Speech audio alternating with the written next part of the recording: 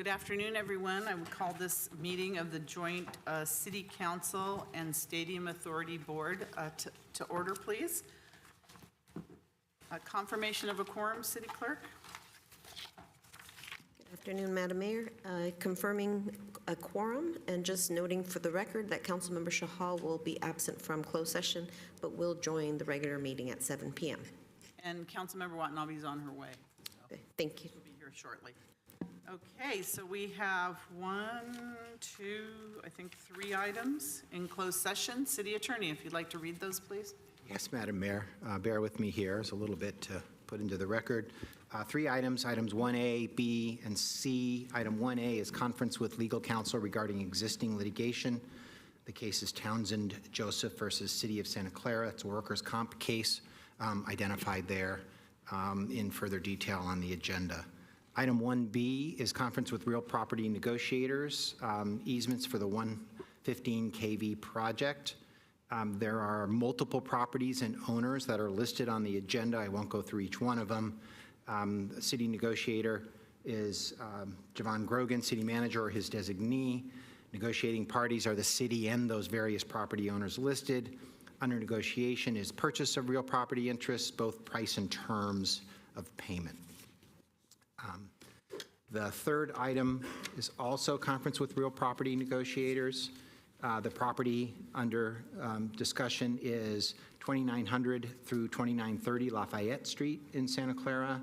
City negotiator is Javon Grogan, city manager or his designee. Negotiating parties are the City of Santa Clara and the owner of that property, Dollinger Lafayette Associates. Under negotiation, purchase of real property, both price and terms. Thank you, Madam Mayor. Okay, thank you. So we have three items on closed session. Do we have anybody here that would like to make a public comment on any of those three items? So please come forward. Welcome. Okay, let's turn that on.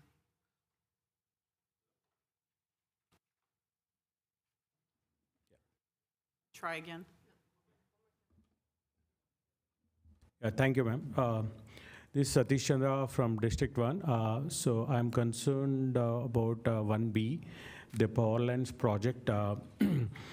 So we had a great presentation from Silicon Valley Power a couple of weeks back about the impact and the project with the three options which were presented to us. And we tend to find a concern about what are the health issues, health risk issues. And within the District 1, already we have the issues. One is we have the noise of the air traffic, which goes from morning to late night. Then sometimes we have an issue with the Great America Parkway, the fireworks that also disturbs, and the stadium, whenever the events happen, there is some kind of disturbance, and this is a new thing, nuance. And yeah, definitely we require power to everyone, and I think it will improve the infrastructure and the expectations of the new infrastructure for data centers and others. Definitely the power line for the small business, there is a necessity. But at the same moment, I would like to look into the serious health concerns, and that's what my residents and myself also feel, because we are near to the vicinity of the project line within the 500 feet. And I would humbly request, please have an independent study, the health risk factors, which might involve, some of the studies said, childhood leukemia and other cancer-related, diseases might be increased because of these power lines. So just have a fair and unbiased study. I humbly request the City Council to please do that. Thank you. Thank you very much. I don't see anyone else in the chambers. Do we have anyone online that would like to speak on this issue? We don't have anyone? Okay, so thank you for that. We are going to now adjourn to closed session, and we will be back in open session at 7 p.m. Thank Madam you. Mayor, if I might note, just quickly for the record, I'm informed by Member Watanabe that she'll be recusing herself from item 1B based on property ownership interests. I wanted to just note that before we went in, and then she can make a more formal notice for that upon return. Thank you, Madam Mayor. Thank you. Thank you for that. Back at 7.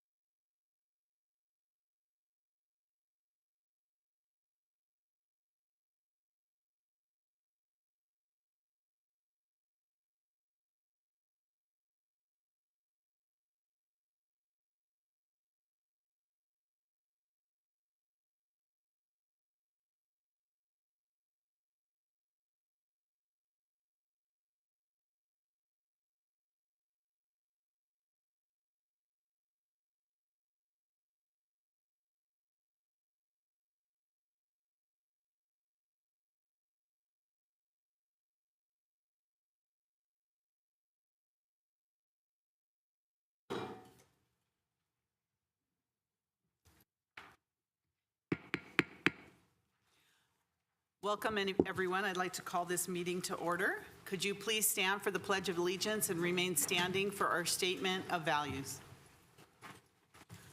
I pledge allegiance to the flag of the United States of America and to the republic for which it stands, one nation, under God, indivisible, with liberty and justice for all. As we gather, we humbly seek blessings upon this meeting. May we act with strength, courage, and the will to perform our obligations and duties to our people with justice to all. Let us seek wisdom so that we may act in the best interest of our people, our neighbors, and our country. All this we ask so we may serve our community with fairness and respect, putting their needs before all. Thank you. Please be seated. City Clerk. Thank you, Madam Mayor. Before I do the roll call, I'd like to note for the record that Councilmember Shahal will be participating remotely under AB 2449, provision emergency circumstance due to family emergency. This is what will prevent him from attending in person this evening. Councilmember Shahal requests the legislative body allow him to participate remotely due to his emergency circumstance. The legislative body must take action by majority vote on the emergency request at the beginning of the meeting before the vote takes place. Councilmember Shahal, at this time, you may provide a general description of the circumstance relating to the need for you to appear remotely at the meeting. I'm taking care of my father. Thank you. Councilmember Shahal, as you participate, please ensure that both your audio and visual technology is on, and when action is being taken on an item, please publicly disclose if someone over the age of 18 is in the room with you and their general relationship to you. Sure, I will. The internet is a little bit spotty. If I have to only go on audio, may be the case, but as long as the internet supports, I'll do that. Okay, thank you very much. With that, Councilmember, Board Member Watanabe. Thank you, Assistant City Clerk. My apologies for being late today, but I did recuse myself from the closed session item. Is this just for roll call? Yes. This is just roll call. Oh, right now. excuse me. Oh, okay, I We'll thought get to- you we'll get to you it get in a me. minute. Okay, fine. Okay, I'm ahead of Thank you. myself. I'm here. Thank you. We know now. Yes. Councilmember, Board Member Shahal. Present remotely. Thank you. Councilmember, Board Member Hardy. Present. Councilmember, Board Member Park. Here. Councilmember, Board Member Jane. Here. Vice Mayor, Vice Chair Becker. Here. Mayor and Chair Gilmore. Here. Thank you. And we'll need a motion for his attendance remotely. Motion. Second. Motion and a second to approve Councilmember Chahal's remote attendance.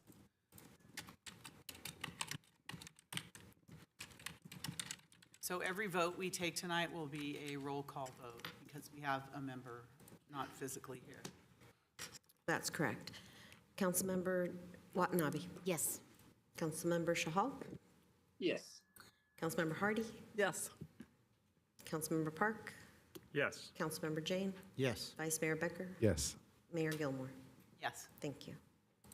passes unanimously. Okay. With that, I'll move on to reading the AB 23 announcement.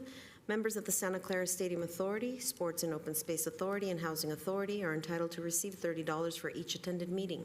Statement of Behavioral Standards. The City of Santa Clara has adopted a code of ethics and values and behavioral standards for public meetings to promote and maintain the highest levels of conduct. This includes mutual respect, robust discussion, and allowing city business to be done in an efficient and consistent manner. Please note that as the presiding officer, the mayor's and chair's direction in matters of process and decorum should be followed, and that use of the gavel indicates all conversations must conclude and everyone in attendance should come to order and attention. Welcome and thank you for your participation. If you are joining us in the capacity as a registered lobbyist, we ask you to please identify yourself as such and disclose the clients and/or organizations that you represent. This is pursuant to City Code Section 2.155.110. Thank you, Mayor.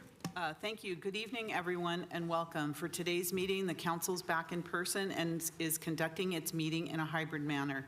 The public is welcome to attend in person, and the city continues to use a Zoom feature to allow participation from your home or office.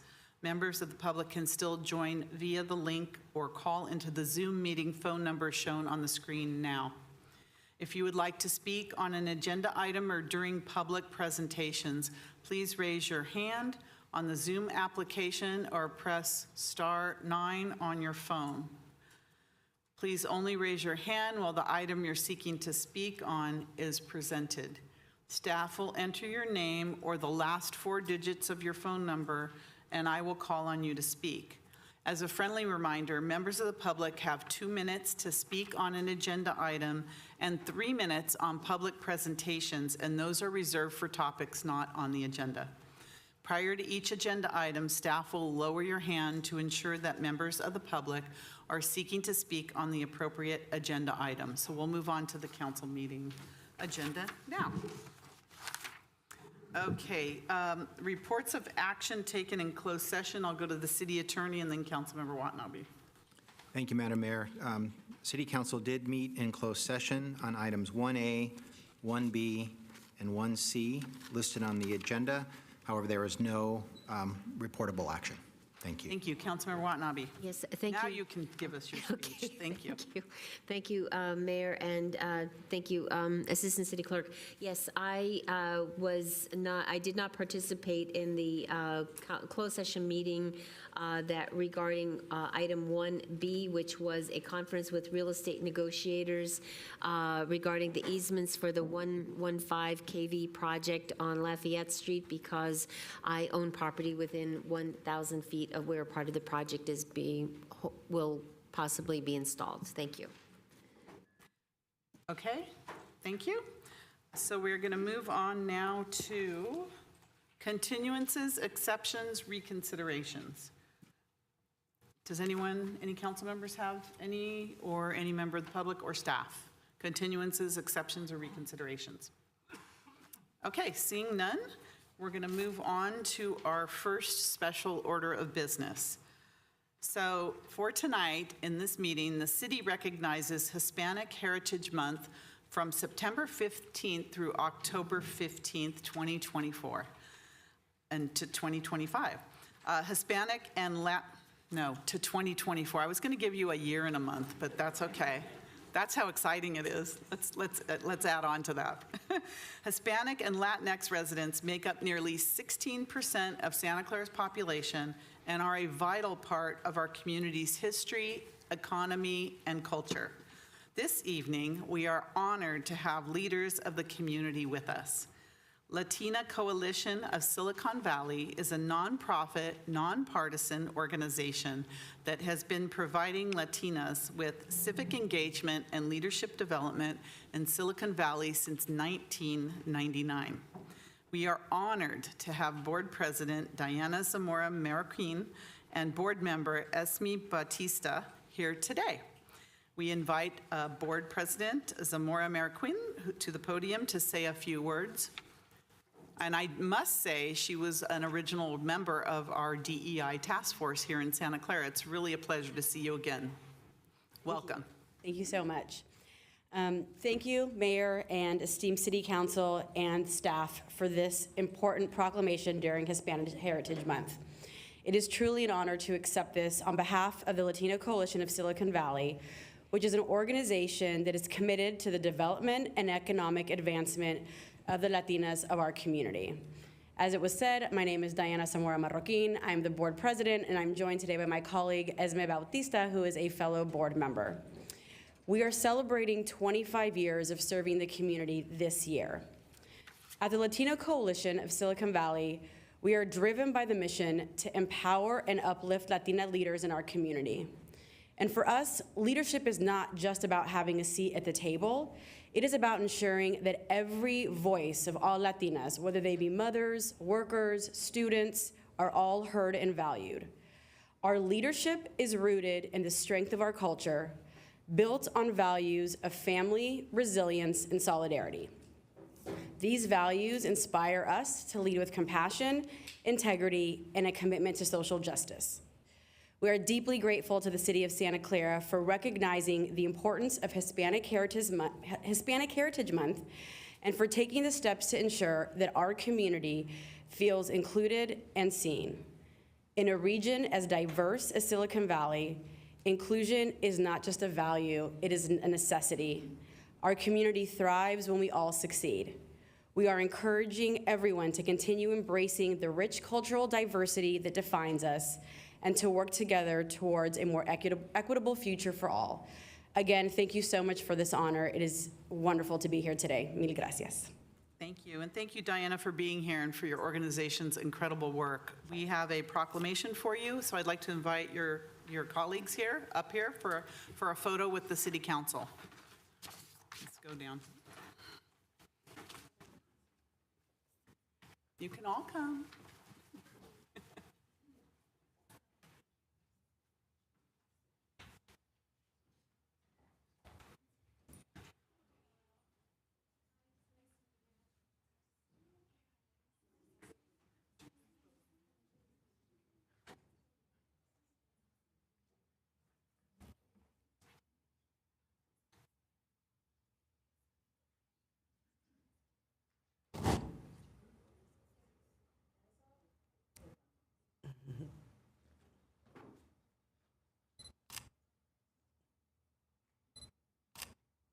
Okay, thank you.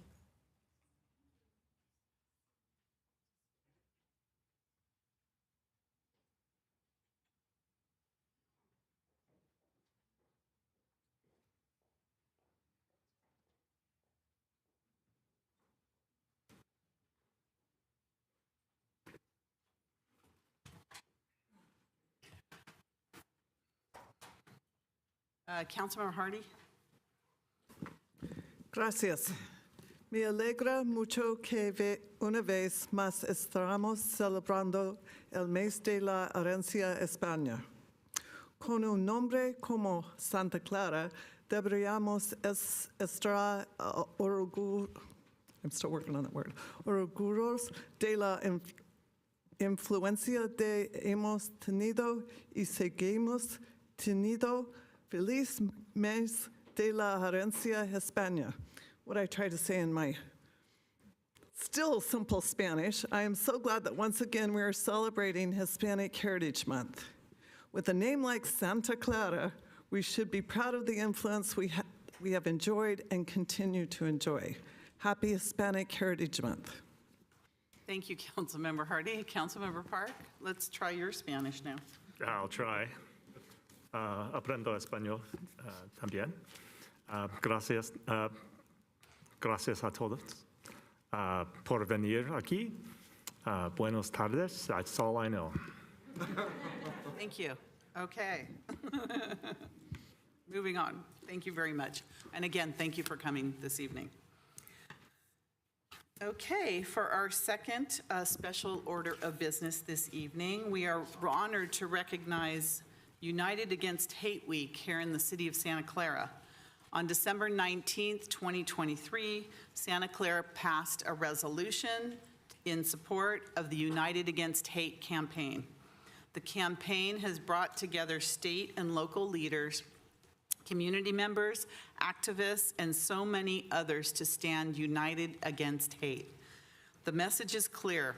We reject hate of any kind and believe that building a safer and more equitable world starts by working together. As a city, standing together against hate is a crucial part of the work we do to build a safe community where everyone can flourish. Everyone on our city team plays a vital role. Now I would like to invite our city librarian, Patty Wong, to the front to tell us what the city and the Santa Clara City Library is doing to support all of these efforts. Welcome, Patty. Well, thank you, and good evening, everyone. Mayor and Council, we have a nice array of programs and services that we have to offer. First of all, I think one of the things that we wanted to mention is that Santa Clara is one of more than 200 communities that are bringing together United Against Hate in many ways. United Against Hate Week begins September 21st through 27th, and we have several ideas for action that we encourage community to participate in. The first of which is a film and discussion, Not in Our Town, Northern California, at Central Park Library on September 24th from 5 to 7. This is a PBS program. We're going to be discussing how 4 different communities in Northern California banded together that dealt with very serious violent actions of hate, and how they came together to really address the issues and encouraged all of their community to participate. Secondly, we've created a reading list for all ages, and you have that in your packet at your dais for children. We have picture books, children, young adults, and adults. So there's a reading list for just about everyone, and so we hope that you will share with that, and we'll have that available following this presentation. The city is undergoing a lot of different things to promote United Against Hate.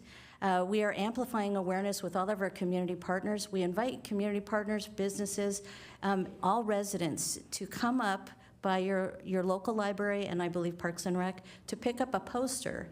This very poster, Santa Clara Stands United Against Hate, is available for your sharing in community.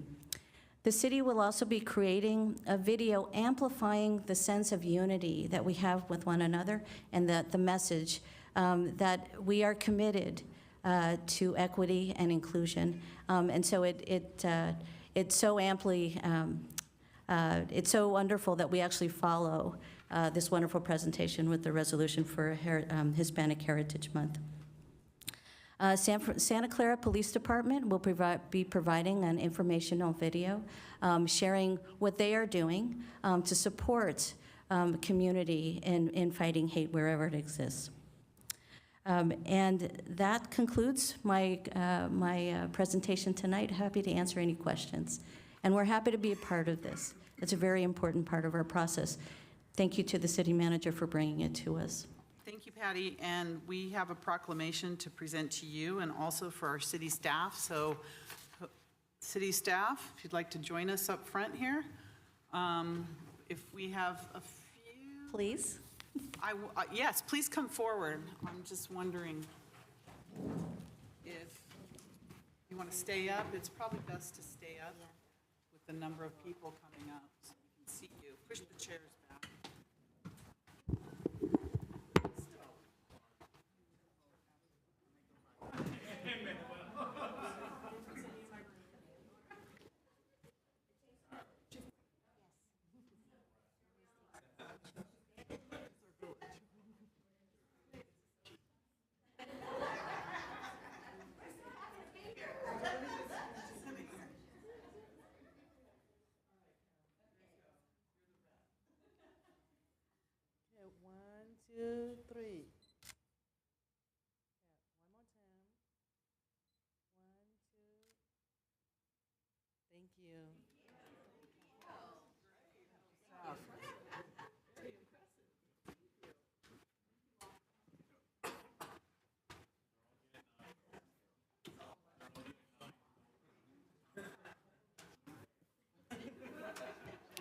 We're supposed to work on that. I don't know, the thing for staff. Yeah. We gotta do that. After her went, right after her went. Thank you so much. It's great to see a wonderful representation of our staff and all the different departments. Shows that we're united as a city against hate. So thank you all for coming this evening. All right, moving on with the agenda. Next, we have our consent calendar. All items are approved with one motion unless an item is removed for discussion. Do we have any council members that would like to talk about any items or remove them from the consent calendar? Councilmember Hardy? I think you have something different, right? I need to abstain from 3H and 3I because it is within 500 feet of my personal property. Can you say what those items are, please, for the public's? Yes, the action on the final map for tract, there's a tract number, but it's at 3077 to 3155 El Camino. And the action on the resolution ordering the vacation of a sanitary sewer and storm drain easement and electrical easement at the same address, 3077 and 3157 El Camino. Okay, thank you. Vice Mayor Becker? Make a motion for the consent calendar. Let me go to the public first. Is there any member of the public that would like to pull an item for the consent calendar? I don't see anyone online, right? Okay. Vice Mayor Becker? Yeah, motion for the consent calendar. Approve the consent calendar. I'll second it. So we have a motion and a second to approve the consent calendar, noting the abstention from Councilmember Hardy for 3H and 3I. Councilmember Board Member Watanabe. Yes. Councilmember Board Member Shahal. You're muted. Councilmember Shahal, Yes. there we go, thank you. Yes. Councilmember Board Member Hardy. Yes, with the abstentions. Thank you, duly noted. Councilmember Board Member Park. Yes. Councilmember Board Member Jane. Yes. Mayor, Vice Chair Becker. Yes. Mayor and Chair Gilmore. Yes, and that also included the Stadium Authority consent. Yes. Thank you. Thank you. And that passes unanimously, 7-0.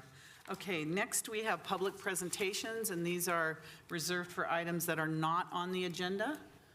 And first of all, I think we have a group that would like to speak in a particular order. Yes. Correct? We'll start with that, and then we'll ask, we'll take that order, and then we'll ask if anyone else, either here in the chambers or online, has a public presentation. So, City Clerk, oh wait, hold on, here we go. You lined them up, of course. Josephine, please come forward. Welcome, Josephine. Let's make sure that's on.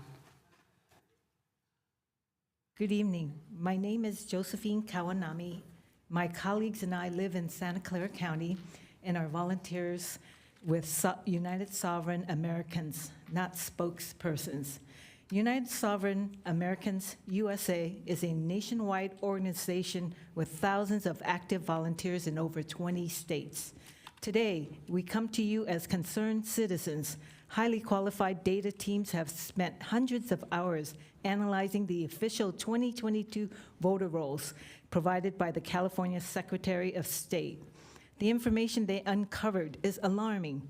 The data team's analysis indicates that a massive number of voter registration records do not comply with the standards defined by the Constitution as well as the federal and state laws. As such, the vote cast counted and certified in 2022 may not all have been accurate and compliant. We are not here to cast blame or aspersions on any elected official. We do not suggest that any candidates in any race have wrongly won or lost their races, nor do we advocate for the overturning or rerunning of any past elections. We are simply demanding an end to the inaccuracy and uncertainty plaguing our elections. Tonight, we will present to you and the public a resolution that contains a summary of those findings, along with election standards that must be upheld as defined by federal election laws, case precedents established by the Supreme Court, and constitutional articles and amendments. Though you bear no direct responsibility for anything in the electoral process, we come to you, our closest elected representatives, support and action. We're asking that you listen to the resolution, take the necessity for a valid election seriously, and add the resolution to your next meeting agenda for a vote. Thank you. Our next three speakers will read the resolution in 3 parts, and our final speaker will conclude our presentation. Thank you, Josephine. Next, we have Sue. Please come forward. Welcome. Thank you. Good evening. My name is Sue Bazzini, and I'm here to read into the record the first portion of the USA resolution. Resolution for a legally valid 2024 general election. Whereas, it is a recognized civil right in the United States for every citizen to have free and fair elections.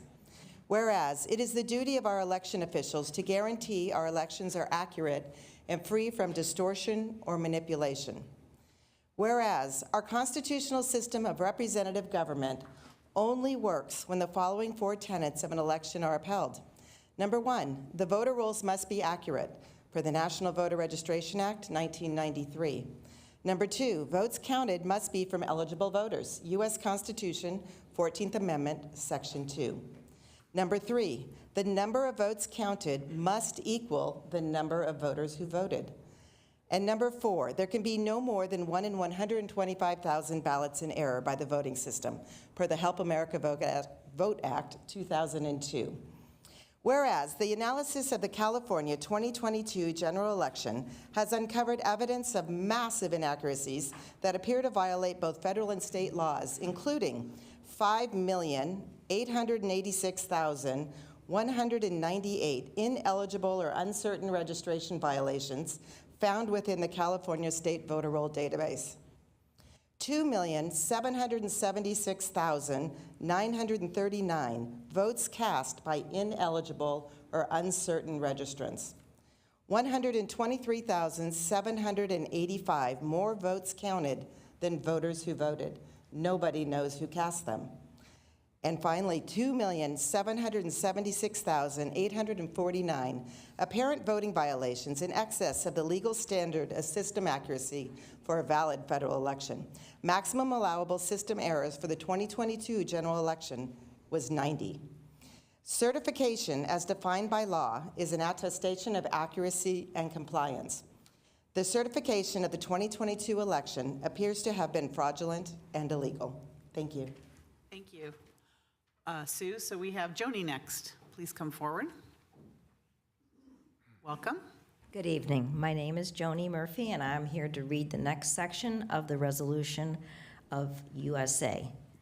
Whereas these findings trample legal accuracy requirements of the voting system during a federal election. Whereas the intent of the voters must be known factually before certification can be lawfully conducted. Whereas the 2022 general election appears to have been invalid, depriving us of the guaranteed protection of our natural rights under a government duly and provably chosen by us, the American people, resulting in incalculable damage to our families, our way of life, and the fabric of these United States. Therefore, we call upon our representatives to provide relief to the people and the assurance of domestic tranquility by joining us in demanding a valid 2024 general election that upholds these existing laws and equitable principles of law. 1, proof of citizenship, identity, and eligibility required to register and vote, not anonymous attestation. Number 2, voter rolls certified, accurate, and available for public review and challenge 30 days before the start of early voting. Voters added after that date must bring proof of citizenship, identity, and address in person to a qualified official at each polling place. 3, hand-marked, secure ballots similar to currency. Where imaging technology is used for tabulation, the security features must be verifiable in the ballot image. And 4, systems, machines, security measures, infrastructure, and conduct are required to be compliant with federal law for fraud prevention regarding risk assessment, certification, testing, and implementation. Thank you. Thank you, Joni. Next, we have Alicia. Please come forward. Welcome. Good evening. My name is Alicia, and I'm here to read into the record the last section of the USA Resolution. Number 5, adjudication must be signed off by party, candidate, and trained citizen witness after being given full and effective observation rights. Candidates and trained citizens must be allowed immediate access to ballots, ballot images, and cast vote records. Number 6, ballots, regardless of entry source, election operations, and systems, must maintain end-to-end chain of custody from voter to vote count to final canvass, including auditability and witness transfer with paper records. Number 7, a National Institute of Standards and Technology compliant, randomized, statistically valid end-to-end audit with a 95% confidence level of all elections pursuant to the 14th Amendment, Section 2, must be performed. These audits are to be conducted by qualified, insured, and bonded security, forensics, or financial auditors, not personnel from within the election system. Reconciliation will include the voter count, real physical ballots, adjudication, cast vote records, ballot count, qualified voter count, custody transfer, and all other paper and electronic election systems, including logs. Number 8, if the total unique variances above is more than 10% of the margin of victory, a new election must be held in the state for those candidates affected, unless the issues can be provably corrected by a manual hand recount and a full review of records. Number 9, waiver of requirements is not allowed. Only end-to-end system compliance from registration through certification can guarantee the intent of the people is accurately recorded. Be it resolved that the Santa Clara City Council members stand in support with the concerns and remedies presented here. We implore the Santa Clara Board of Supervisors, California Legislature, Federal Legislature, law enforcement, federal and state prosecutors, judges, and both California State Secretary of State and county registrars of voters to cooperate and fulfill these firm requests of the people. Thank you. Thank you. And Jean.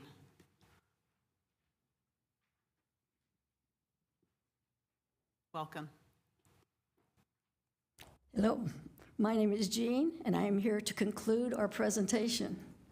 What you heard tonight is a powerfully written resolution outlining massive inaccuracies in our 2022 election from registration through certification. Excuse me.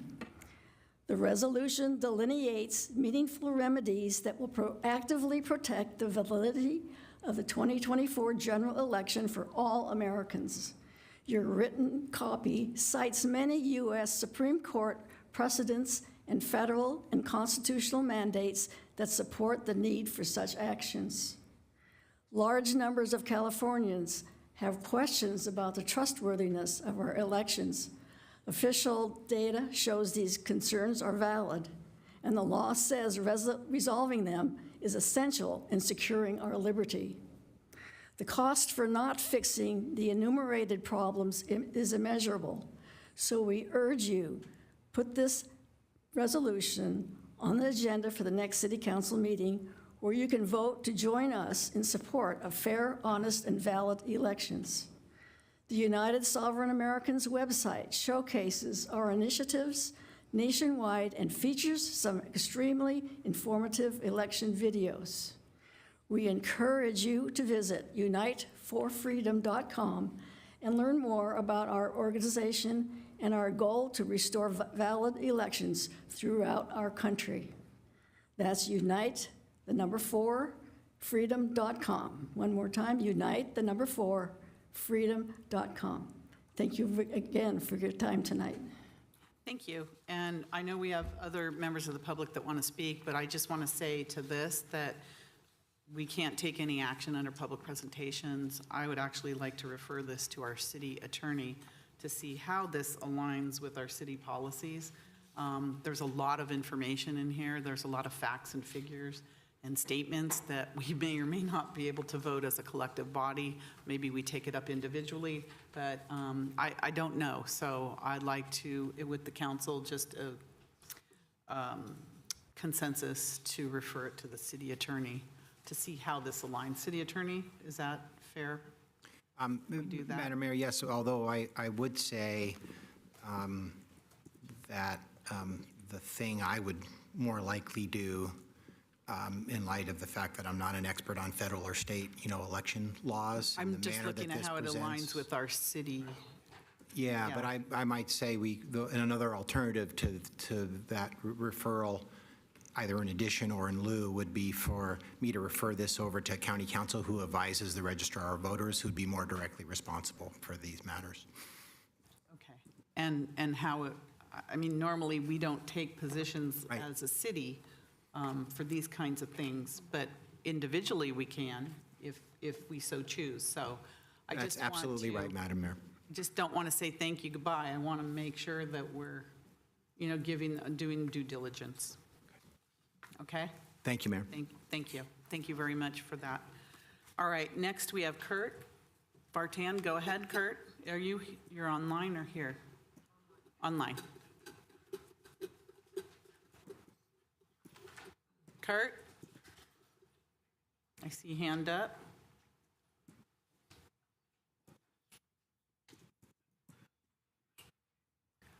Good evening. Yes, go ahead, please. Thank you. Good evening, Madam Mayor and Council. Two things I'd like to talk about. First is I was part of the Citizen Advisory group for the Stevens Creek Corridor study that took place. I did not attend the last meeting that was in Cupertino, but I was told that kind of out of nowhere, a dedicated bus lane came. A lot of people that were supportive of that showed up at that one meeting. But that was not a theme throughout the discussions that we had with the advisory group.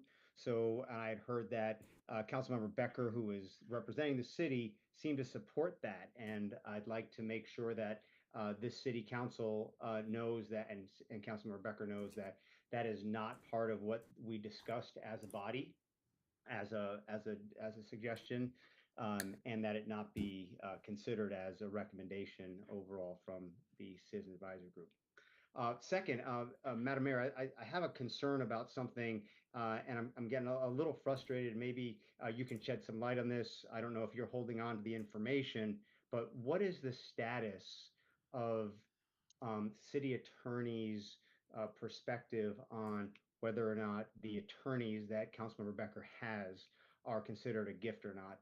Is it a gift? How did he get them? I've asked about it. I've heard you asked about it. So he's obviously talked to you about it. So can you please shed some light on that? Also, now that Councilmember Becker is running for re-election, does it now fall into another area where it's considered an in-kind campaign contribution for those attorneys that are being provided? So if you could provide some clarity on that. I know the city attorney was asked and probably responded to you or other members of the council. If you could share that, I would appreciate that. Thank you. Thank you. All I can say is I have had no response. Okay, any other public members? Anyone here? Do we have anyone else online? All right, very good. We're going to move on now. We didn't have any consent items pulled. So we have item number 5, action on a resolution approving an electric revenue bond issuance estimated at $130 million plus a 10% contingency for a total amount not to exceed $143 million to finance capital costs of the electric system, authorizing the execution and delivery of related documents and other related actions, and approval of related budget amendment. City Manager. Thank you, Mayor. Thank you, City Council. We're here tonight for that item that you just read, and it's really a milestone in our efforts to expand the power capacity at Silicon Valley Power to meet the economic needs of Santa Clara and the electrical demands. So consistent with your prior direction, staff is here to discuss and have you act on a number of items today. We will walk through them specifically. There is a first action with 8 subparts and then a second action with another 2 subparts. It is phase 1 or bond issuance 1 for a total of $143 million.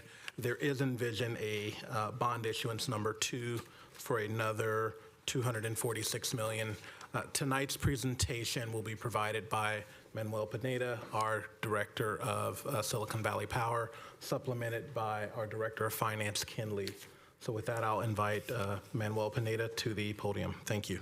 Welcome, Director Pineda. You're not used to being here this early, are you? I know. I might get a little confused along the way. Huh? Good evening, Mayor. Good evening, Council. Manuel Pineda, Chief Elected Utility Officer for Silicon Valley Power. Pleasure to be here tonight. As the City Manager mentioned, Ken will be doing part of the presentation as well, so we'll tag team this one. So we're here to discuss the actions on electric revenue bonds, and the City Manager gave a great explanation, and we're going to get into some of the details associated with it. First, the agenda. Just want to back you. We're going to talk a little bit about some background, financing plan, financing timeline, the fiscal impact, and ultimately our recommendation for this. I do want to acknowledge that a lot of people have put a lot of time and effort to get us to this point. We have the city staff team, and you have all the names in front of you, but we do have 2 city staff members here today, Deanna Hilbrandt and Robert Belentukonitz, who are here to provide support. We also have our consultants and Mike Berwanger is here today. Consultants. Now, we also have from our Bond and Disclosure Council, John Gus is, I believe, on Zoom, joining us as well for any questions that you might have. But as you can tell, a huge effort to get us to this point. So I'm going to start with some background, and you've seen some of this before, so please indulge me with some patience. I think it is important to kind of just set up the framework before we get to the specific actions tonight. So as you know, we continue to grow. I decided to spare you showing you the graph I show you every time. So just letting you know, we continue to grow, and we've grown about 6% over the last 3 years, including recording a new peak of 705 megawatts in July of 2024, this year. In September 2021, the council accepted our 3-year system growth plan that we've been working on over the last number of years. And in November 2022, the council also accepted the system expansion plan. So, excuse me, you've taken a number of actions kind of moving us forward as kind of we develop this growth plan. The 3 projects that we're discussing today are 3 of our larger projects, KRS rebuild, SRS rebuild, and the NRS upgrades. KRS and SRS, we are actually modifying and replacing obsolete infrastructure in addition to expansion. And NRS is both improving some existing infrastructure, but also expanding the facility. So just as a note, capital project funding, right? How does that work? So projects are funded through either rates or low development fee, combination of rates and LDF, or they're fully developer funded. I'm sorry, I got something in my throat here. Some water, somebody? I apologize, Council. And over the last 3 years, because we had a lot of this expansion that was occurring, the LDF was increased by about approximately 150%. So we've been making a lot of updates, a lot of changes. Thank you so much. Thank you, City Manager. I'll take There you go, City Clerk, too. We got 2. Thank you, City Clerk. The rescue. Well, you know what? I should do this more early because this kind of treat me unbelievable. I know. I'm going to be here only at 8 o'clock from now on. Stop for a snack later. I know, okay. I know. I'm like, this is much better than midnight. You can always take a break and maybe come back. Anyways, so, yeah. Go ahead, please. So over the last 3 years, we have updated the LDF to account for a lot of the growth that's happening, as well as to account for the larger projects that we're going to be building. As a note, we went over this recently, our 23-24 numbers. We had about 674 million retail sales revenues. And the question that always gets discussed is, right, how much is from residential, how much is from industrial? And you see that breakdown there, about 40 million was from residential, approximately 608 million was from industrial. And as you noted, and we discussed before, sales are expected to continue to increase and expected to double over the next 10 years. So this is a slide we've seen before, but just to talk about a little more in depth as to capital project funded. So as I noted, projects are funded through our low development fee for new customers, our ratepayers for existing customers, or a combination of both. And the way we do this is we have a funding split that depends on whether the project's adding capacity or replacing infrastructure. In many cases, right, when we do a project, we do both. If you're doing a project, you want to take care of both things. And this is an example for discussion only, and this is a project that actually we're discussing today, is the Scott Receiving Station. So as we discussed at length, the Scott Receiving Station is replacing end-of-life equipment. These are 60-year-old substations, receiving stations, but also at the same time being expanded to accommodate growth, with a construction estimate of about $110 million.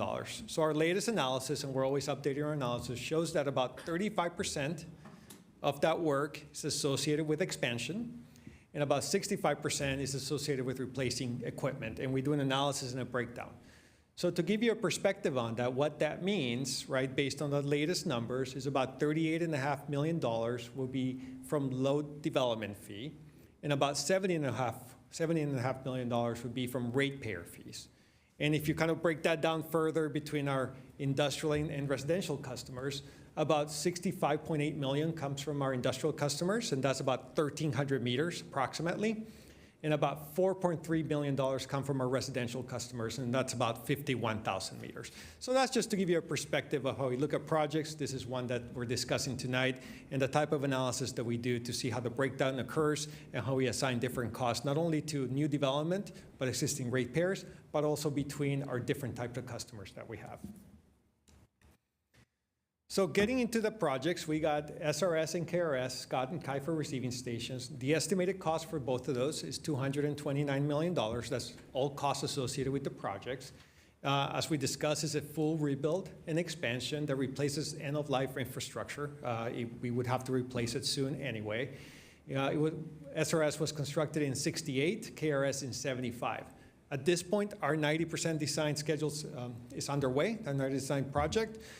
We discussed that at length last time. We had done major material procurement for a number of them, and we expect to start construction in the second quarter of 2025. The NRS project is about $147 million. You can see all the work that we're going to be doing, and that project is both accommodating the new transmission line that's coming into NRS and then distributing that line to the rest of the city. Our schedule on that is the 60% designs underway. As you know, the same material procurements all being part of the same projects, and we're expecting to start constructing a little later in Q3 2025, but that one has a shorter construction period. So from material and equipment costs, you have taken some significant actions related to that. We brought the transformers to you. That was a significant amount. We also brought up the high voltage circuit breakers to you previously to move forward those purchases, and also additional switches and transformers. You have additional items that are going to be coming soon. We're going to be looking at the control enclosures and the panels and capacitor banks. And I do want to note that as part of the staff reports, the last bullet point, you saw this language or similar language where we anticipated that these projects and these purchases would be funded as part of debt issuance, and that we would come to you later in 2024 to ask to have that request in front of you. And if that financing was not approved, we have to look at a different funding mechanism. So all along the way, we know this is an action we would have you consider in this year. So before I give it over to Ken, this is our finance plan summary. So you can see the total project cost with our contingencies associated with it for SRS, NRS, and KRS, 110, 117, 147, for a total of 376. What we're discussing today is issuance number 1. And as the city manager mentioned, there's going to be a future issuance that's going to be here for your consideration in 2025.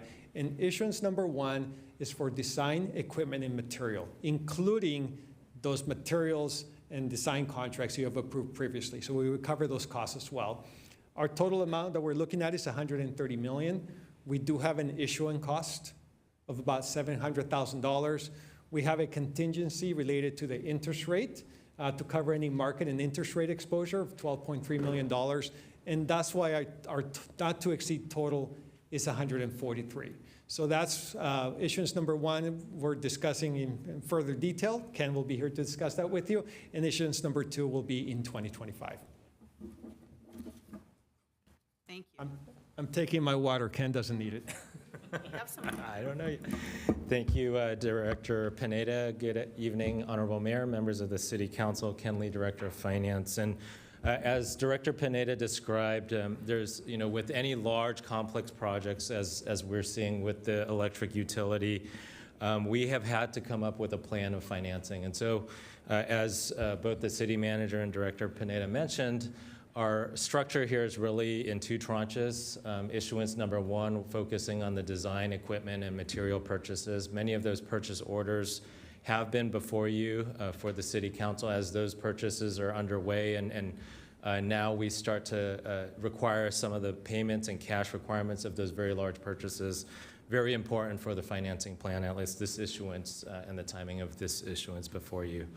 Issuance number 2 will be focused on construction of the 3 projects, testing and closeout. Again, a very large cash requirement in order to award and complete the construction of the projects. So that's the phasing of the financing.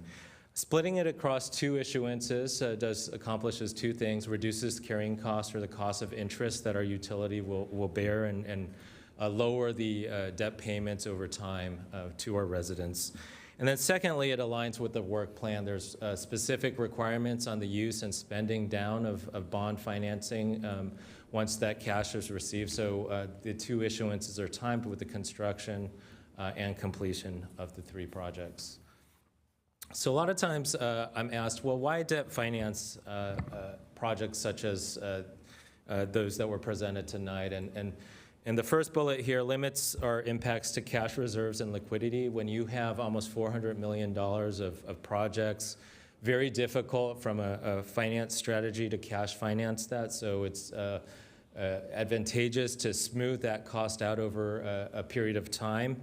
The second bullet, they all flow into each other, rates. So to avoid any kind of large sudden rate increase to fund large projects at one point in time, this allows for the spreading of those costs over a 20 to 30 year period. And then intergenerational equity, to share that cost burden because the life of the equipment, the construction of the projects are expected to be decades long. Typically projects such as these are beneficial to the system over decades and decades of ratepayers. So to spread that share of cost burden between current and future taxpayers who would receive the benefit from the system. As far as the structure, the debt service or the annual debt payment would be paid out of net revenues from the electric system. As far as the proceeds, Director Pineda went through this, total $143 million in authorization before you. Our net need for the project's $130 million, $700K in issuance costs, and then from tonight's moment on, assuming the council supports this action, till when the bonds are finally issued, any kind of market risk, that 10% contingency is included. We are looking at fixed rate bonds. The rates are generally trending down, but over time, historically, working with our consultant team, structuring that debt over 20 years as a level debt service. Annual debt service payments expected to be about $9 million annually, and then the true interest cost. This is when you look at all the bonds and how those are issued and structured over this first tranche, expected to be about 3.42%. Might be lower depending on the market at the time of issuance. Then I wanted to cover some of the timeline. This calendar regarding financing was before you with the start of a resolution in May of 2023 to authorize the intent of dollars spent on the KRS and SRS and NRS upgrades with tax-exempt bonds, which are the type of bonds that we're seeking with this issuance. At that time, SVP staff, our legal counsel, our municipal advisors started analyzing options, timing of cash and the needs for these three projects. Multiple staff reports, both included in the biannual updates from our electric utility, as well as many of the purchase orders have been before you, touching on some of the bond financing that's necessary. Earlier this year in April, we got together a financing team to work on the legal documents and disclosure. We're here before you with an authorization or resolution to approve the documents and financing. And then very quickly, assuming the board's support, we have two presentations to our rating agencies scheduled tomorrow morning. And then a quick, roughly 3 to 4 week schedule here to post and negotiate the sale of bonds here within the next month and a half, with our goal of closing and receiving bond proceeds toward the end of October. From a fiscal impact, those that like the numbers and want to know the impact on our ratepayers, $9 million, as I mentioned, anticipated estimate payment for these bonds over the course of 20 years. Future issuance will be before the board again, roughly $270 million current estimate plan for 2025 to fund the balance of the project. Both issuances have been accounted for in our long-range financial plan and the rate structure for the rates. So with that, our recommendation before you includes 4 topics here. Summarizing the very long recommendation in the agenda here, authorization to issue electric revenue bond series 2024A, subject to the terms set forth in the resolution. Second recommendation, approval of the preliminary official statement. The fourth, supplemental electric revenue bond indenture, bond purchase contract, and the continuing disclosure agreement. Third bullet here, authorization of applicable city officers to modify these documents to reflect the terms of the sale, subject to the requirements of the resolution. And then the fourth item here, authorizing certain city officials and designees to execute all the required documents for the sale and delivery of the bond. And with that, our consultant team, our SVP staff, are available in person and online to answer any questions. Thank you, Director Lee. I'm going to start with council questions. Councilmember Hardy. Councilmember Hardy. Thank you. Start us off. If we could go back just to where you had the 9 million for the cost. Yeah, thank you. That's an annual debt service payment that would be of approximately 9 million. That's every year. And is that doesn't go down over the life of or is that just an estimate of giving an average? And is that only for the first issuance of bonds, or does that take into account the first and the second issuance? Thank you. Councilmember Jane.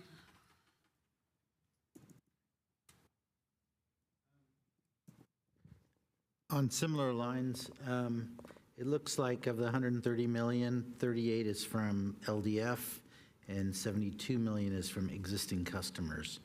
That existing customers means rates. Do you have an estimate of the rate impact to our electricity rates for that rate adjustment? And then I see that you have the second bond of 270 million planned for 2025, and what are the impacts of that? Same question as Councilmember Hardy. That's it for the questions. Okay, I appreciate the questions. I'll take a shot at them, and then if there's any additional detail that either Manuel or our consultant will want to add, happy to have them. So regarding the cost of the bond, so the $9 million is an estimate when we go to market, and the rates will actually determine the actual amount. Currently, that's an estimate every year, even for the next 20 years. That is just for the first issuance. When we're back before you with the second issuance, 270 million, that's roughly twice the size of this. That'll give you a ballpark. But again, depends on the rates at the time of issuance. And then the question about the rates, I'll just ballpark, and then I know Robert or Deanna can correct me. I know that for every percent, I believe it's roughly $6 or $7 million, $7 million generated. So $9 million is roughly about 1.2 or 1.3% rate increase. And then assuming the second tranche is doubled, roughly double that, so about 2.5% for the second tranche.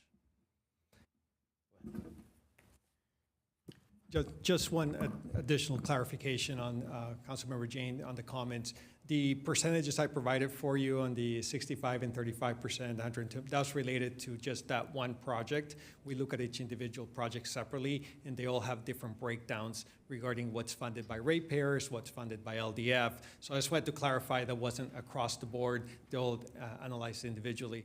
And the 7 million is accurate. I just wanted to note that obviously, right, one of the things that's happening is that we're expanding, and with the expansion comes additional sales, and with additional sales comes additional revenue.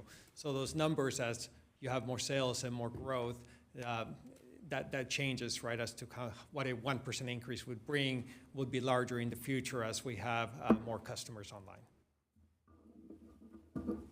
That it for the questions? Okay. We can go to members of the public. Any member of the public here in the council chambers or online?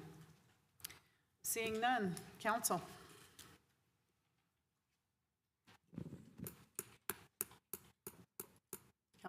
Vice Mayor Becker. Thank you, Mayor. I'd like to make a motion to take staff's recommendation. I guess I have to say items A through F, Or is it simple, just staff's recommendation that the city council by resolution So authorizes A through I saw F? 4 in the recommendation. Sorry, but I'm there's sorry, more- not A but through there's F, A more. through, 1 through, I know, there's the backside, I know. A through H and 2. So Yeah. maybe 1, you can 2. just confirm it's A through H of the, Yeah, so it's of the recommendations. 1 A through H, and 2 is A through B. And is that able to be done in one motion, or does that have to be done in two separate? It can be done in one motion. There may be a request to proceed otherwise, but we don't need it to be in two separate motions. Okay. Okay, so, One motion. okay, that's a motion and a second. I'll second, yeah. Councilmember Hardy, your light's on. Yeah, I was just going to second it or make the motion. so. All right, Councilmember Park? Yeah, I just wanted to note, I don't think that there's going to be a vote against, but I just wanted to note that 2 requires a different approval. It requires a supermajority, and that would be the reason why we would traditionally separate those motions. But in this case, I don't know that there would be any appreciable difference there. I wasn't going to bring this up unless I had another question, but I did have another question. But I believe on slide 10, for KRS, you actually mean the project cost should be $119 million, not $117 million. Just a small thing, but I mean, when we're bringing up numbers and we have the Director of Finance here, it's kind of important that we get those correct. But when we talk about the breakdowns of the different projects, it would be really nice to know what the breakdowns are so that as we look at total costs, because we are adding them, we are verifying the numbers on council to see what the effect is on customers. So it would be nice to see those numbers. I'm really glad that we saw them here, but as you said, we do them project by project. It would be really nice to see those for every part, every project that's there. I know it's a little bit, if there's a way to sum it up, if there's a way to create a table which shows this a little bit more simply without having to break down every single project, that would be nice. But I would really like to get a feel of how this affects the customers. Thank you. Thank you. So City Clerk, when you're ready.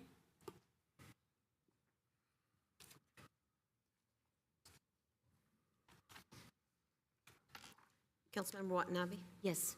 Councilmember Shahal? Yes. And nobody's present. Thank you. Councilmember Hardy? Yes. Councilmember Park? Yes. Councilmember Jane? Yes. Vice Mayor Becker? Yes. Mayor Gilmore? Yes. Thank you. And that passes unanimously. Thank you very much. Thank you all for coming. All right, moving along. Next, item number 6, action on recommendation from the Governance and Ethics Committee to amend Council Policy 020, proclamations, commendations, and certificates of recognition to update the definitions and process for issuing proclamations, commendations, and certificates of recognition. City Manager? Sure. Thank you, Mayor and members of the City Council. Tonight's presentation will be provided by Maria Lay of the City Manager's Office, who is assigned to our Mayor and Council unit. She directly supports the Governance and Ethics Committee and supported the committee through their deliberations, conducted benchmarking that you'll see today, and ultimately presented staff's recommendation to the committee and supported the committee to arrive at their recommendations that are before you. So with that, I'll turn it to Maria. Thank you. Thank you. Welcome, Maria. Thank you, City Manager Grogan. Good evening, Honorable Mayor and City Council members and members of the public. Maria Le, Assistant to the City Manager. I will be providing an overview of the recommendations from the Governance and Ethics Committee to amend Council Policy 020, titled Proclamations, Commendations, and Certificates of Recognition. As background, Council Policy 020 provides guidelines to identify the authority, criteria, and procedure for recognition by the issuance of proclamations, commendations, and certificates of recognition.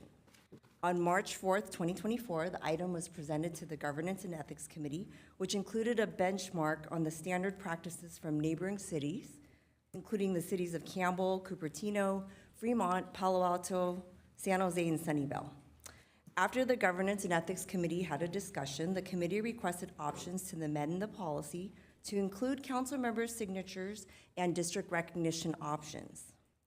On June 3rd, 2024, based on the committee's feedback, staff returned with proposed options for Council Policy 020. The committee approved the recommendations to be forwarded to the council for consideration, which is before you this evening. This slide shows the Council Policy 020 and the various types of recognition. It's important to note the distinction, because I know at times we use the terms interchangeably when we're requesting, and to just clarify the definitions for proclamations, commendations, and certificates of recognition and when they are used in the current policy. Proclamations are issued to highlight specific periods of observance, such as days, weeks, months, regional, state, or national occasions. Examples are Pride Month, Fire Prevention Week, Law Day. Commendations are issued to individuals, groups, organizations, businesses, or programs of significance for major milestones or achievements. Examples include winning championship titles, retired city employees that have served 20+ years, earning Eagle Scout ranks. Miss California was a recent example of a commendation. And mayoral certificates of recognition in the current policy are issued to individuals, groups, organizations, businesses, or programs with a connection to the city of Santa Clara. Examples include students, scouts, troops, new businesses that have ribbon cuttings in Santa Clara. So for the council's current process for the policy, based on the city charter, the mayor is the presiding officer and the official head of the city for all ceremonial purposes. Consistent with this, over the years, the mayor has presided over city ceremonial functions and maintained approval authority over ceremonial proclamations and recognition. The mayor approves all city proclamations, commendations, and certificates of recognition citywide and at district level. The proposed amendments include the following. Number one, in the event that the mayor elects to not authorize a proposed recognition that is from a request from a council member, the process allows a city council member to request approval of their proposed proclamation, commendation, or certificate by the full city council in alignment with Council Policy 030.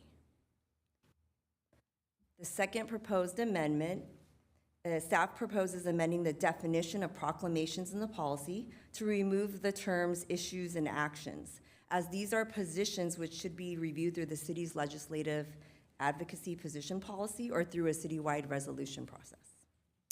The third proposed amendment, the committee recommended the proposed consideration for adding district certificates of recognition issued to individuals or groups in the city council district.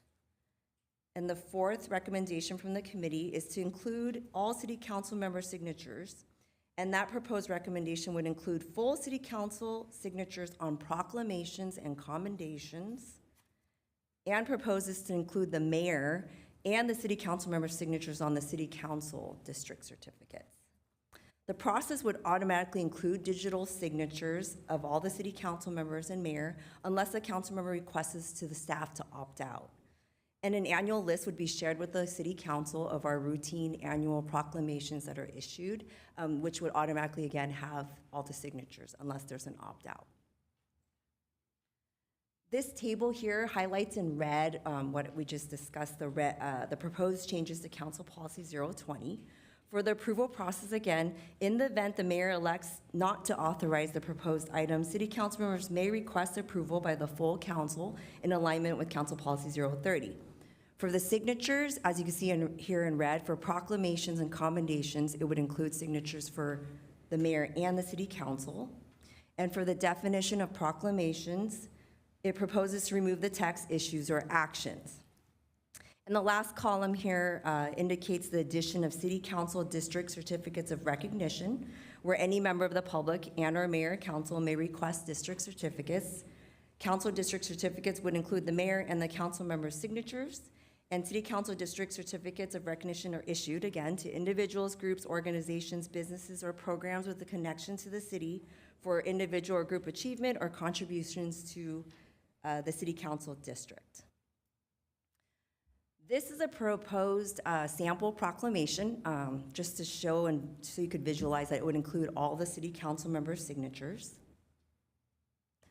This next one would be the proposed commendation template, where it would again include the mayor and all of the council members' signatures.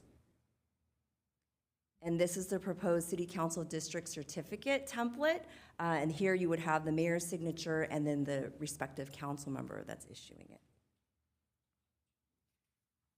As mentioned, this benchmarking was presented at the March 4th Governance and Ethics Committee. In the cities of Campbell, Cupertino, and Fremont, the mayor is designated to authorize and sign proclamations and certificates.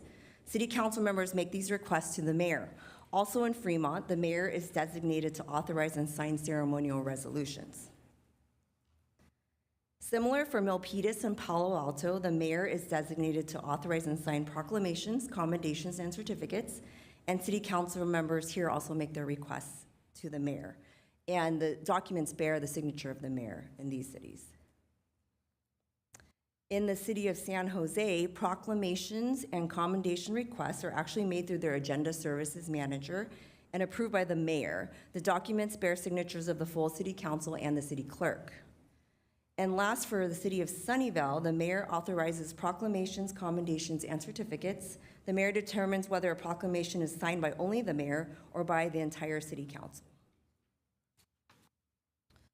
So with that, before the city council tonight is the recommendations from the Governance and Ethics Committee to amend Council Policy 020. At this time, I'm available for any questions. Thank you. Does anyone on the council have any questions? I see none. Thank you, Maria. Let's go to the public. Does the public have any questions? Seeing none. Council? Is there a motion? Yeah, I'll make the motion. Councilmember Vice Mayor Becker?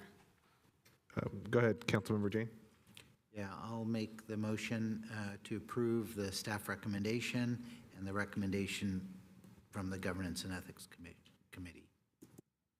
All right, is there a second? Sure, I'll second. All right, so we have a motion and a second. City Clerk, when you're ready. Yeah, did want to first thank staff for all the efforts you put into reviewing this, looking at the comparisons to other cities. I think this is a very fair process. I think it is equitable. We are now in city council districts, so I know there's a little more representation, and I know a lot of people don't even know who we are sometimes, but I really appreciate the work that you guys put into this. I appreciate first also the work that the Governance and Ethics Committee put into going back and forth on this. I know Councilmember Chahal in the past was an advocate of this, and I'm glad that, I pushed for it as well in the past. So I'm glad that we finally have seen this being brought to the City Council to have this discussion. So just want to thank the Governance and Ethics Committee as well as our city staff for working on this and coming up with some good solutions. Thank you. Councilmember Watanabe? Thank you, Mayor. Thank you, Maria, for the presentation. It sounds definitely like there was a lot of work that went into putting all of this together, and appreciate all the benchmarking that was done. And just to, get an idea of what other cities around us were doing. And it seems like from what you just presented that the cities around us do see the significance of the mayor as the head and the ceremonial head, that presents and signs off on the proclamations, the commendations, and the certificates of recognition. I have to say, I am disappointed because this charter, this city charter has, been a part of the city for the longest time, or the policy. The policy has been, a part of the city for the longest time, and from my observation over the last 8 years, when there are events, people care about the mayor. They want to talk to the mayor. Having something presented to them by the mayor means more to them, and it may not be Mayor Gilmore, but it's the title mayor. The mayor gave me this. I mean, how many times are we at events where the little ones are coming up because they want to get their picture taken with the mayor, and so there's something important, significant, memorable about that people look to the mayor. And I feel that what's been done here is just, once again, just taking some of that, I don't want to say power, but just that responsibility that the mayor represents to the city. And I think it's a shame that it just seems consistently, especially over the last 6 months, there's just been this opportunity at any chance to just dismiss, the mayor's ability to be the ceremonial representative of the city, and I think it's wrong. So obviously, I'm not going to be supporting this. But again, I appreciate the work that you've done, because it was the governance committee that asked you to do this, and that I will also add that the mayor was removed from. So I think there's a lot of that went into this work that happened as a result of changes that were made to the governance committee. So anyway, I don't agree, but I thank you for all the hard work. And I will not be supporting the motion. Thank you. Thank you. City Clerk, when you're ready.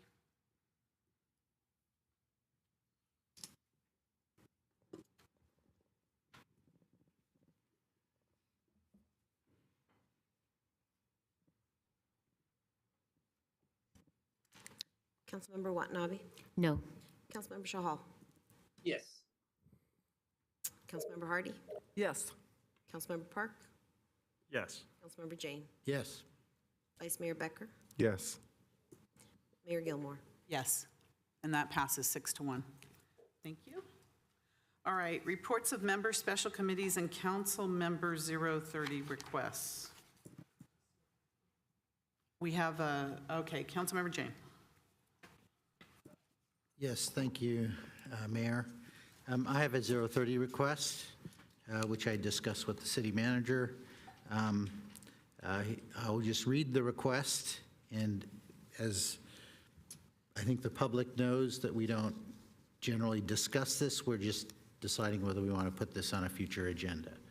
So I said, Jane hereby requests that the following item be placed on the City of Santa Clara Council and Authorities concurrent meeting agenda. So Santa Clara has a majority-minority population with an estimated 46% of residents identifying as Asian alone, 36% identifying as white alone, and 16% identifying as Hispanic or Latino. Many cities around us have supported ethnic cultural groups like the Italian and Greek festivals in San Jose, the Cherry Blossom Festival in Cupertino, Holi and Diwali festivals in Sunnyvale. Monterey has a Turkish festival that I recently attended. Santa Clara needs to do more to encourage cultural groups to express themselves so that others may better understand those cultures. There's a group called Grow, Empower, Nurture, GEN, that will be hosting a Diwali celebration at Live Oak Park on Saturday, September 21st from 11 a.m. to 7 p.m. They have requested promotional and financial support from the City of Santa Clara. I would like to agendize a discussion of supporting this cultural event. Councilmember Hardy. Sorry, I just had a report, so that was different. Sorry, I'll pull that off. Vice Mayor I'll turn it back on in a minute. Vice Mayor Becker. Was that a motion, Councilmember Jane? Yes, it's a motion to agendize. I will second your motion then. Well, I have a question. What are you asking for? What is the request? This being a cultural event, that the city could place an announcement of the event on the city's website, and that they should apply for one of our grants to community groups, and that we should entertain a discussion of whether we should grant them the money. Well, have they applied for a community grant? They are in the process of doing so. Well, they should apply for the community grant and then go through that process. What are we doing? Because it sounds like we're circumventing that process. So if they are asking for a community grant, they should apply for it. My understanding we is have we're a not supposed to have a process. discussion of this. Well, I want a question because you were very unclear as to what they're asking for. If they're applying for a community grant, why are we putting this on the agenda when we have a community grant process? I don't understand. I call the question.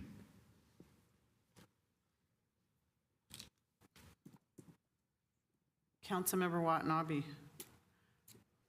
Thank you, Mayor. I'm trying to find the flyer that's been advertised in the Rivermark community promoting this event, and I know a name of an organization was just mentioned. However, there are quite a few organizations that are supposed to be sponsors of this event. And I believe one of the organizations is the Chamber of Commerce. And they're listed. What concerns me is that the Chamber of Commerce, the CEO lives in Rivermark and is also, I would say, she is also a candidate for District 1, actually my district. And so I feel that there's a conflict here. I mean, who exactly is asking for this? Who exactly is asking for this grant? I think I've found it here now. Because if the Chamber of Commerce is a part of this event as well, and the CEO of this Chamber of Commerce is also running for public office, it seems like there's a conflict here. And so I have some concerns, plus with the issues that the mayor has raised as well. I mean, what are they asking for? How much? I mean, this needs to be transparent. This is city monies, and I know we want to help support our nonprofit community, but at the same time, too, we need to be transparent as to who's asking for the city money. Thank you. Vice Mayor Becker. Thank you, Mayor. To detail of the motion, Councilmember Jane, are you saying when are you hoping that this comes back for a meeting or on our agenda? Because I'm wondering, I thought you said 9/21 is when they want to have the event. So are we? I think we have a meeting right before that, correct?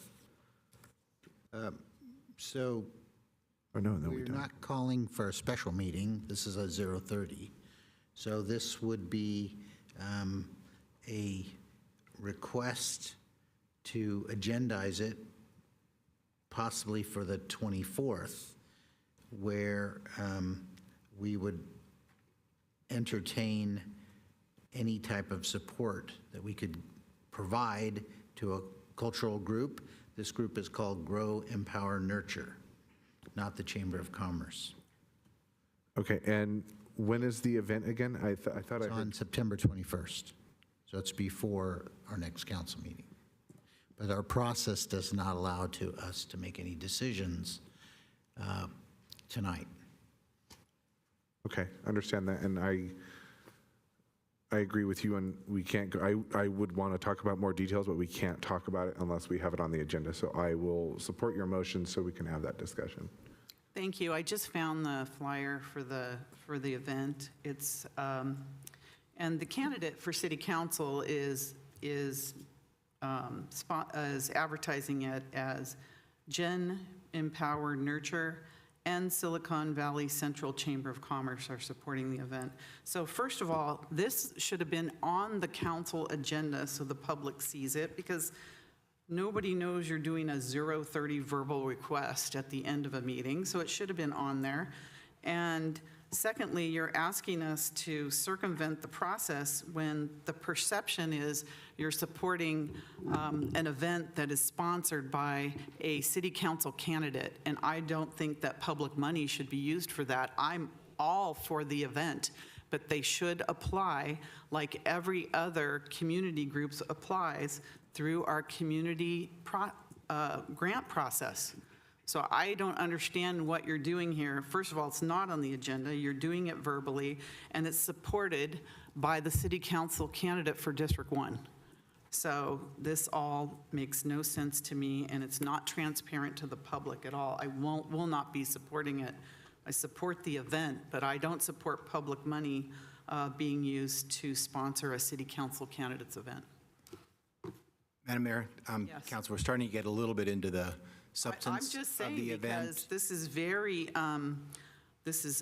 unusual. Yeah, no, appreciate that. And there's a few things that you can talk about, and your early comments struck on those, whether or not there's the item is, the matter's being addressed in some other way is one of the topics for discussion. And you made that point. If there's a question as to the legality, Member Watanabe, you made that point. But at a certain point, we're getting into more substantive discussions about whether we should do it or not. It could be challenging for staff to analyze everything by the 24th post-event, but obviously if council takes this action, we'll support you to the extent we can. Thank you, Madam Mayor. All right. Okay, so there's a motion and a second, I think. Yes, there's a motion and a second. Councilmember Hardy? Yes, I have the question, because it will determine how I vote on this. I want to understand if they have applied for the grant, because I have gone through that process, and it's not horrible. It's actually quite easy. I was just wondering if we can know if they've applied for the grant. No grant has been applied for, to my knowledge, as of today at 5 o'clock.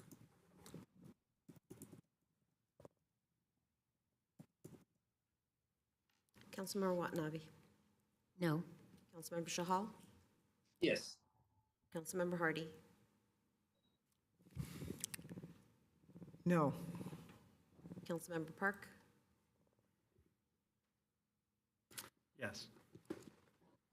Councilmember Jane. Yes. Vice Mayor Becker. Yes. Mayor Gilmore. No. So that passes 4-3.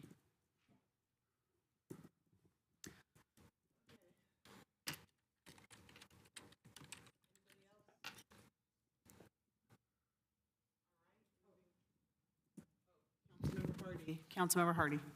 I just want to do a shout out for Park Court, which had their neighborhood celebration, and they were celebrating the fact that the Park Court development turned 100 years old this last week, which is a big deal. And the fact that it is still basically in an intact neighborhood.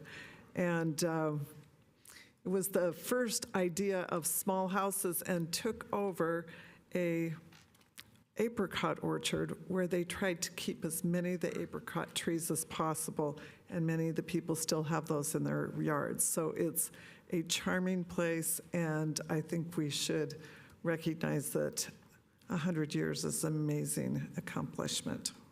Thank you, and I also want to remind everyone that this weekend is the Arts and Wine Festival in Santa Clara. I know most of us will be there working in some capacity and volunteering for in some fashion or another. So it's Saturday and Sunday at Central Park, and this year we have our special attraction with the Magical Bridge. So that's going to be a wonderful addition, and I'll tell you, that park is so popular, really, really popular. So anyways, if you haven't seen it, you need to bring your family, friends to come look at the Magical Bridge. It's pretty amazing, but it'll be on display at the Arts and Wine Festival. Councilmember Park? Yeah, I was actually just going to talk about the Magical Bridge.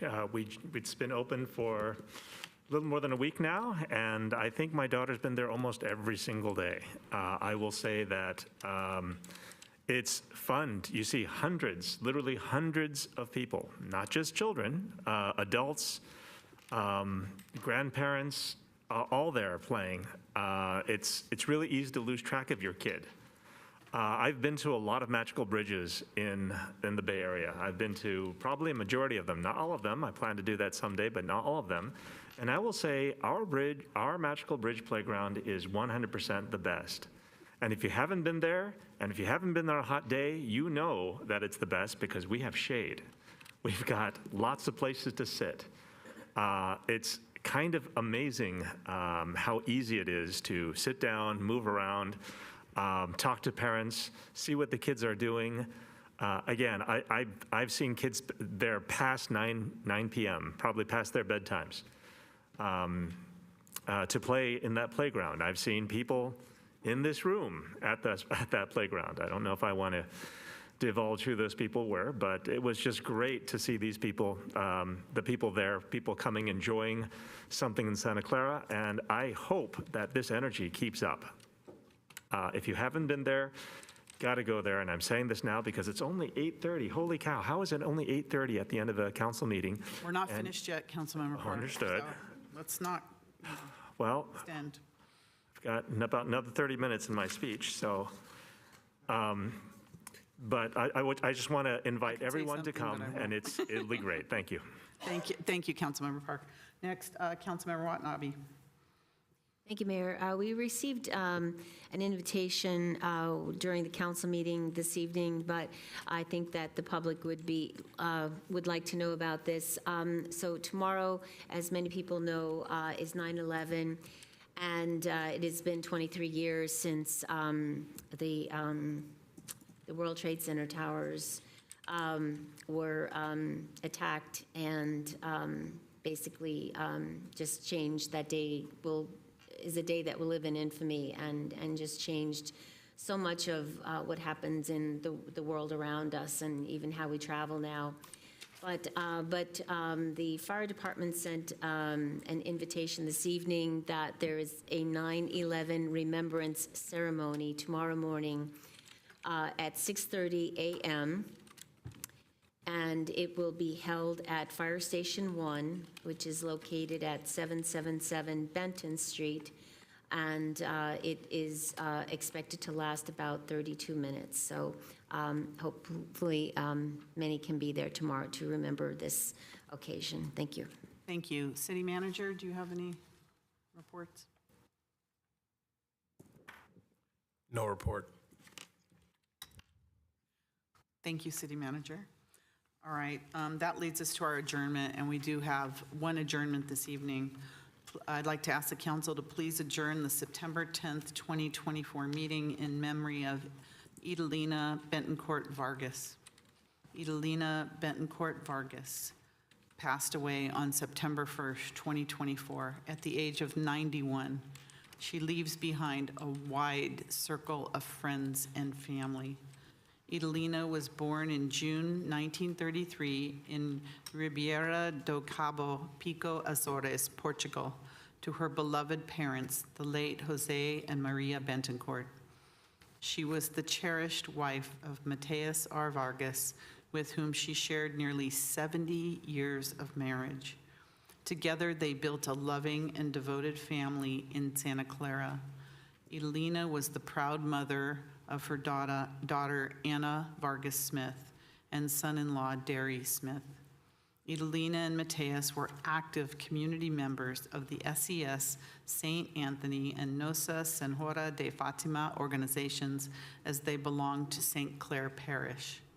Idalina adored her brothers and sisters, extended family, nieces, nephews, cousins, lifelong friends, and neighbors, many of whom have already passed, but remain close to her heart. She often returned to Pico Azores with her family to spend summers reconnecting with extended family and friends and cherishing her roots. Her legacy will live on in the hearts of all who knew and loved her here in Santa Clara. She will be deeply missed, and our condolences go out especially to her daughter, Anna Vargas Smith, and her family. Anna is the chairperson of our Parade of Champions and very active in Santa Clara, and she loved her mother very much. So our hearts go out to you, Anna, and our condolences to you and your family. May I please have a motion to adjourn in Ms. Vargas' memory? Motion. Second. So you have a motion and a second to adjourn? Councilmember Watanabe? Yes. Councilmember Shahal. Yes. Councilmember Hardy. Yes. Councilmember Park. Yes. Councilmember Jane. Yes. Vice Mayor Becker. Yes. Mayor Gilmore. Yes, and that passes unanimously, and this meeting is adjourned.